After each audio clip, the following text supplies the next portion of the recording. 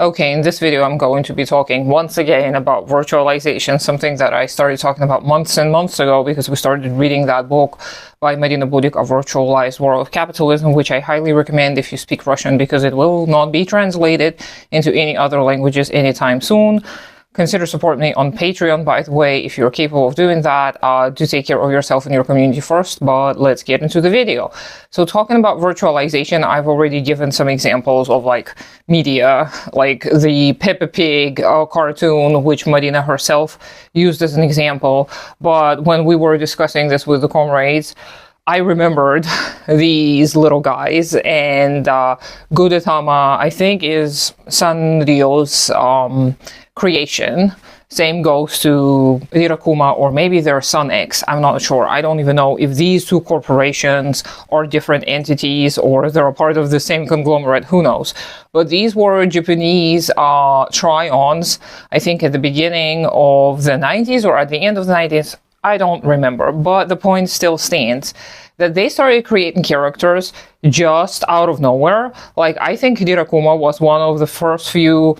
There was no cartoon, no nothing. It was just a character, which they started slapping on the stationery goods, notebooks, you know. They were making cute plushies, Rirakuma plushies. They were putting him on lunchboxes, etc., etc. I still have a lot of Rirakuma paraphernalia lying around my house from the days of Japanese eBay being very cheap and affordable to me, and I would order all these cute lunch things with Rirakuma, and I used them for years at my school, and it was never embarrassing to me as an adult to consume my food out of little kitty containers because it doesn't matter, it's a piece of plastic. I did enjoy the little cutesy cartoon motifs and characters, and I was the one who really liked digging into the lore in the past. Now I'm too old and too bored to do that anymore, but the fact of the matter is there was nothing behind this paraphernalia. It was just this cartoonish character created and slapped onto things, and they did that with Hello Kitty as well, and they created this whole lore just to sell things that were made with this cartoon character slapped on them. Same goes for Gudetama. I did watch all of these little cartoons. They are advertisement type of cartoons. They're made to make you buy these little cute toys, and they're so cute. And when I saw Gudetama, the egg being a character, being lazy and depressed, that is such a fun little idea. But it was just a part of the marketing campaign.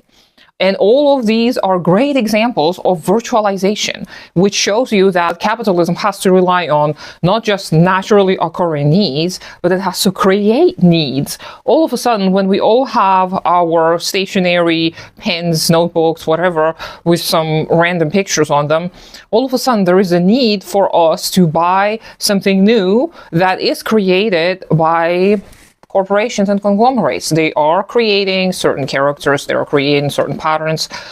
They are, of course, assessing the market. They're, of course, studying the patterns. They're looking at the social media nowadays in order to understand what it is they want to create to gain even more profits.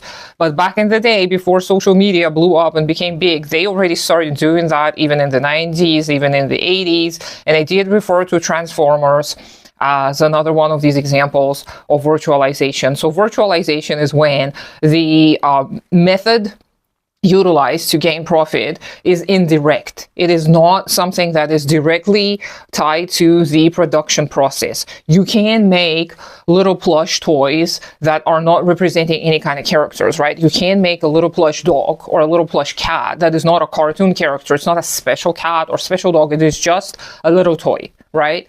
But no, nowadays you can't just make a little plush cat or a plush dog because multiple other companies or other competing conglomerates are making the other plush toys that look like cats and dogs.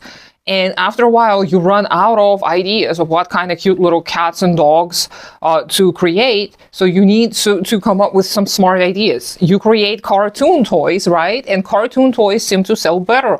And then you think, what if, hear me out, we make a cartoon and then we sell all the toys. So the cartoons are becoming this new way of marketing to children. And I think this phenomenon has been explained pretty well by Lindsay Ellis, whose videos I recommended on multiple occasions. H-Bomber Guy, one of my favorite people on the internet, also has a video about his midlife crisis. The younging, haha, midlife crisis. He doesn't even know what he's talking about, I bet, right now. Maybe he's kind of approaching the age where he may have a little bit of a crisis. Not because of the age, but because of the stage of capitalism we're living in. But I digress. So the virtualization is not just marketing, right? It is when a whole new industry is created to create those new type of desires. Oh, you never knew you needed Gudetama paraphernalia. And by the way, this is an actual Sanrio's official thing, which I got from a Japanese thrift store. Otherwise, I would not have access to it because I don't have access to the Japanese eBay anymore. It's too expensive. So yeah, I got this secondhand. I'm glad I did because it's so cute. But this is the thing now, for a while now, for the last 30, 40 years or so. This has been another big feature of capitalism, another big crutch to capitalism. Not only do they have to create excessively and steal the wage labor, because this is the only cost you can cut naturally without actually losing out on the item itself, even though you still would cut costs in any possible ways or forms you can imagine. But after a while, you run out of cutting costs, and you also run out of the capacity for people to be able to buy things because they already have everything. They have all the plushies, they have all the stationery, they have all the lunch boxes. What are they gonna need? So you create that need, you forge that need out of nothing. You then go on and film little cartoons. So Sanrio and Sunix, I believe, went on and created those little cartoons. Not exactly sure if they made the Gudetama one, but I did watch the Rirakuma series, which were pretty new. They were released like 10 years ago or so, and Rirakuma was a way older character. I think he emerged in like at least the 90s, okay?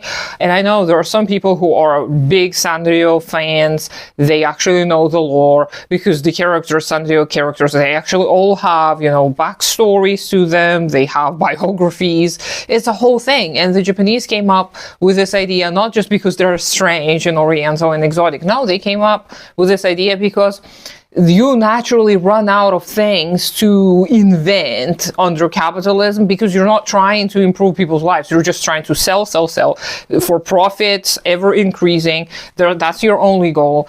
And the solution to this, of course, is not to criticize consumers for being stupid for buying little toys. It is for us to collectively own the means of production, because then we can sit down and decide, do we actually need more plushies?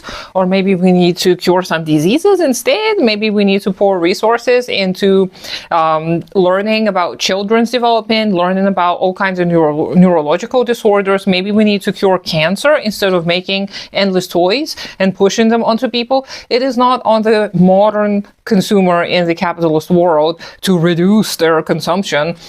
It is on the producers, and what we as consumers can do, we can start becoming producers by reclaiming the means of production collectively, together. Not just one group of people over the other. Everybody has to start owning the means of production. Only then it is possible to change production itself. Otherwise, it may be a process that may unfortunately lead back to the restoration of capitalism, just as it did in the Soviet Union, just as some people think it may be happening in China, which I don't claim because I don't know enough and I will never know enough, I think. But yes, the commodity production can only be changed when we start collectively owning the products of the labor and the means of creating these products. So only then we'll be able to change this into cancer research. Instead of pumping out an endless array of goods, we'll be able to pump out research and something that's actually useful.